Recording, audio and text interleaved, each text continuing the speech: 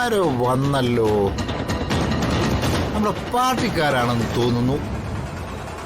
എനിക്കൊരു സ്വീകരണം പറഞ്ഞിരുന്നു കേട്ടോ. അതെ, പാർട്ടിക്കാർ എന്നെ എങ്ങനെ സ്വീകരിക്കുന്നു കണ്ണു തുറന്ന് കാണേ കേട്ടാ.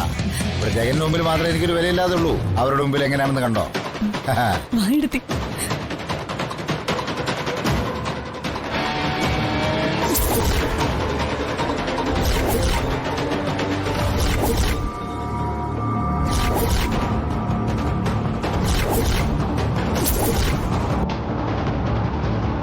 ആരടി?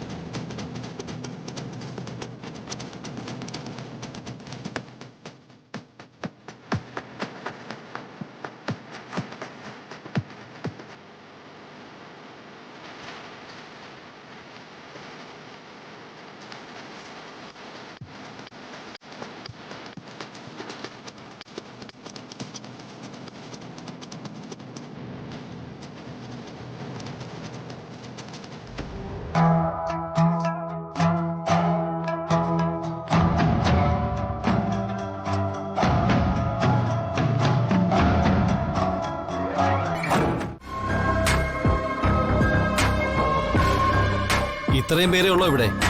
എന്റെ ഹസ്ബൻഡ് പുറത്തു പോയിരിക്കോ?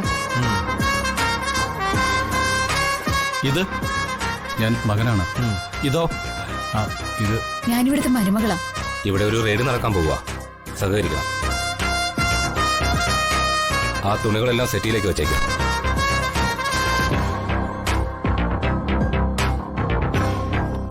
ഈ വീട്ടിൽ നിന്നാരും പുറത്തേക്കോ പുറത്തുനിന്നാരും അകത്തേക്കോ വരാൻ പാടില്ല.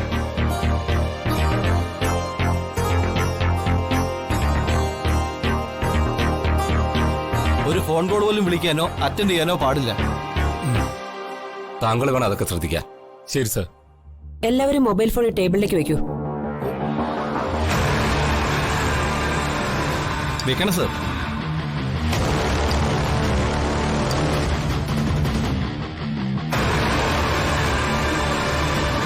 Search everywhere. സർ.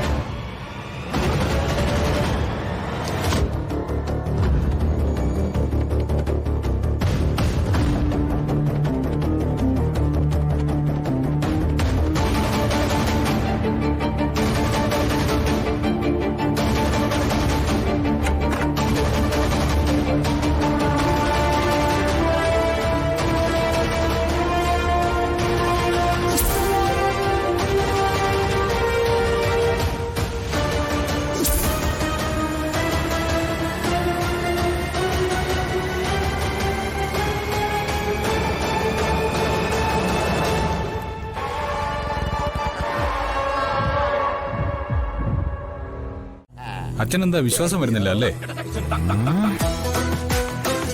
നന്നായിട്ട് വേർക്കുന്നുണ്ടല്ലോ. ഉയർത്തിയിരുന്നു. ഇപ്പോഴല്ല, അവര് പോകുന്നതിന് മുന്നേ.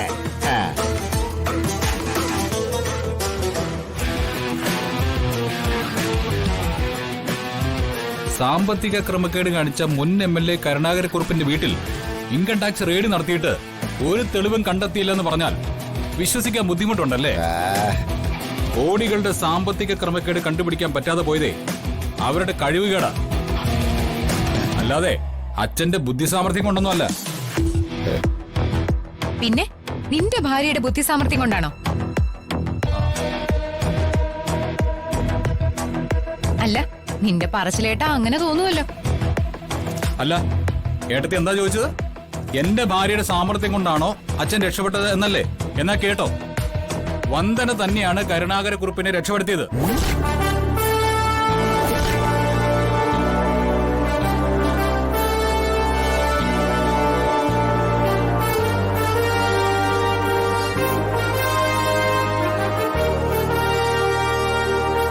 കരുണാകരക്കുറിപ്പ് അറിയാതെ ഈ വീട്ടിൽ ഒരു റെയ്ഡ് പോയിട്ട് ഒരു ഈച്ച പോലും പറക്കില്ലാന്ന് വീം പഠിച്ചവർക്ക് കേൾക്കണ്ടേ? എങ്ങനെയാണ് എന്റെ വന്ദന അവളുടെ ഭർത്താവിന്റെ അച്ഛന്റെ മാനം കാത്തതെന്ന്?